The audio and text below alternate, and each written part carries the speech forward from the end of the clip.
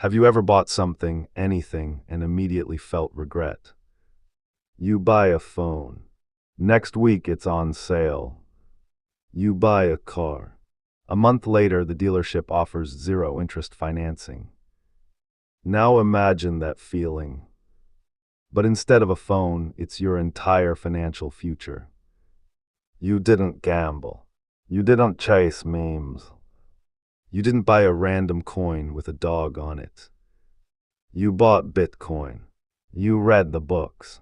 You watched the interviews. You understood the scarcity. You understood the technology. Institutions were finally here. ETFs were approved. Wall Street was on board. And yet, instead of flying higher, Bitcoin just stalled. Up, down, sideways. Every day you check the chart and think, this doesn't make sense. And you're right. It doesn't.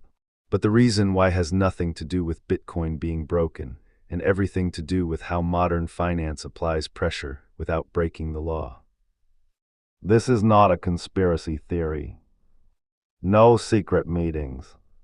No cartoon villains. Just incentives. Debt. And human psychology. And once you see it, you can't unsee it. Most people believe markets work like this. Good news, right arrow price goes up. Bad news, right arrow price goes down. That's how it feels like it should work. But real markets don't work on logic. They work on pressure. Sometimes prices don't move because of fundamentals. They move because someone is forced to act. Let me give you a simple example. Imagine you own a house worth $500,000. You're doing fine. No stress. Life is good. Then you take out a variable rate loan using that house as collateral. At first, the payments were small, totally manageable. But then interest rates rise. Your payment doubles, then triples. Suddenly, you're not thinking long-term anymore. You're thinking, how do I survive this month? Should I sell now before it gets worse? What if I wait too long? That mental shift from confidence to survival is where pressure does the damage. And that exact dynamic exists right now in the Bitcoin market. To understand what's happening, we need to zoom out, way out. This isn't new. It's not crypto-specific. It's not even modern. For decades, entire countries have been trapped using the same mechanism. Here's how it usually works. A country borrows money in a currency it doesn't control. Conditions change, rates rise, currency weakens. Debt becomes harder to service. Pressure builds. The lender offers help, but at a cost. That cost is usually selling asset, cutting spending, giving up control. Nothing illegal. Everything by the book. That's the terrifying part. The same logic applies to companies. And one company sits right at the center of Bitcoin's price action. There is a company that owns more Bitcoin than most countries. Not an ETF. Not a government. A publicly traded company. And that company is MicroStrategy. On paper, they're a software company. In reality, they are a leveraged Bitcoin vault wrapped inside a stock ticker. They did something bold, brilliant, and incredibly risky. They borrowed money, a lot of it, and used it to buy Bitcoin. Not once, not twice, over and over again. When Bitcoin went up, it looked genius. But leverage works both ways. Here's the dream scenario. MicroStrategy buys Bitcoin. Bitcoin price rises. Their stock rises even more. They sell stock at a premium. Use the cash to buy more Bitcoin. Repeat.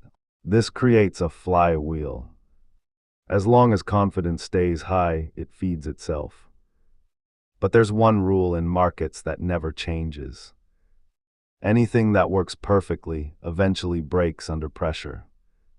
MicroStrategy didn't borrow money like a normal person. They issued convertible bonds, preferred shares, translation.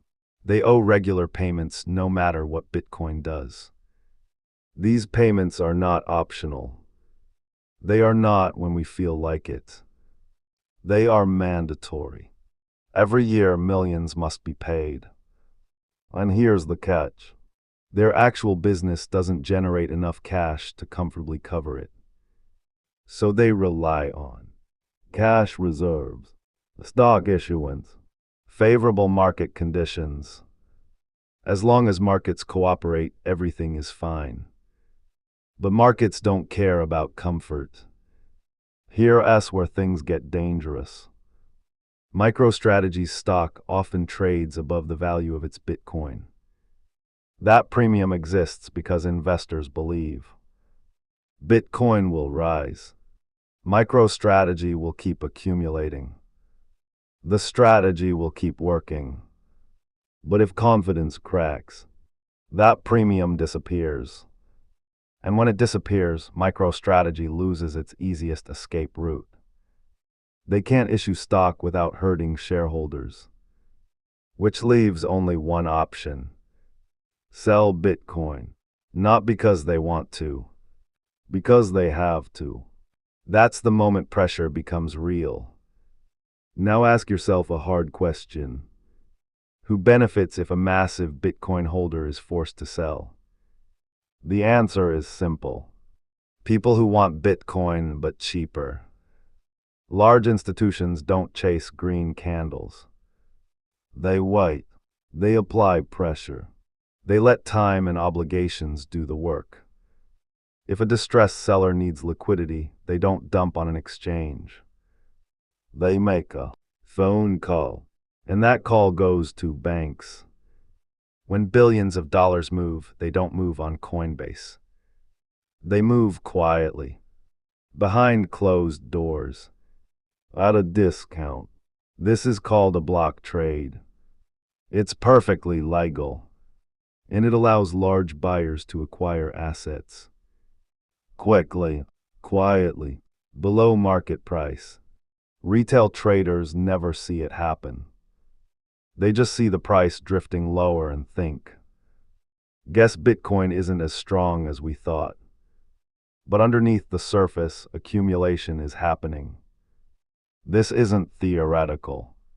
This exact pressure-based strategy has destroyed companies before. In the early 2000s, certain financing structures allowed lenders to benefit when stock prices fell. The lower the stock went, the more control they gained. What happened? Stock prices collapsed. Shareholders were wiped out. Everything was legal. No fraud, no arrests, just incentives doing their job. Short selling isn't illegal. It isn't evil. It's a tool. But when a company is structurally vulnerable, shorts act like gravity. They don't need to win forever. They just need time. And time is expensive when you have fixed obligations. This is the most important part. Bitcoin is not MicroStrategy. Bitcoin doesn't have debt. Bitcoin doesn't owe payments. Bitcoin doesn't panic. Companies do. Pressure on a large holder can temporarily affect price. But that is not the same thing as a broken thesis. In fact, it often signals the opposite. Retail investors see red candles and feel fear. Professionals ask, who is forced to sell? Why now? What hasn't changed?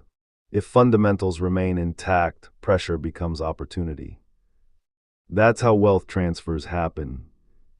Quietly, legally, emotionally. History doesn't repeat, but it rhymes. There was a time when gold was sold off aggressively by institutions. Prices collapsed. Public sentiment turned negative. And then, decades of accumulation followed. Those who sold felt smart at the time. Those who bought quietly built fortunes.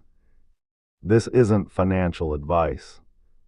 It's psychological advice. Don't confuse volatility with failure. Separate Bitcoin from leveraged proxies. Watch actions, not headlines. Understand who is forced and who is patient. Never make emotional decisions under pressure. Markets reward patience far more than intelligence. Forget the price. Forget charts. Forget YouTube predictions. Ask yourself one honest question. Do I believe a scarce, decentralized digital asset has value in a world drowning in debt? If yes, short-term pressure is noise. If no, volatility will destroy you emotionally.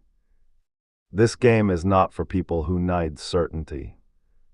It's for people who understand incentives. Nobody engineers complex financial pressure against something they think is worthless. You ignore worthless assets. You pressure assets you want but don't want to overpay for. That alone should tell you everything. Learn the rules. Control your emotions. And never let someone else's pressure dictate your future. Because the real edge in investing isn't information. It's understanding why people act when they're cornered. Thanks for watching.